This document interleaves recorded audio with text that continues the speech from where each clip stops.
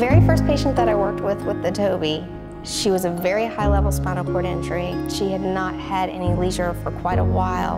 She basically could not move her head by herself. That was the level of her spinal cord injury. Directly after her injury, the first thing that happened was she was shut off from all of her friends. She didn't have her social support group anymore.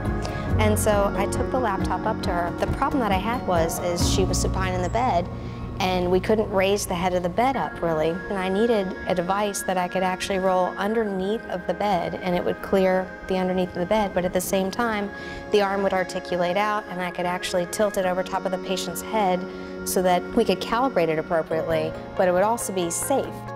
She actually got to the point where she could independently get her nursing staff and her other therapy staff involved in setting it up and calibrating it, and she could get on and use it independently.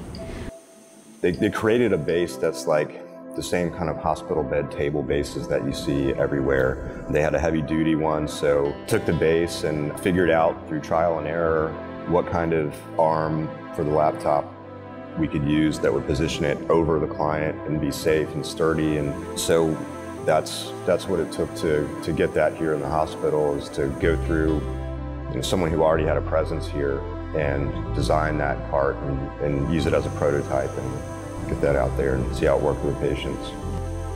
Interpreter Services saw that we were able to communicate with a patient who couldn't be communicated with because of the trach.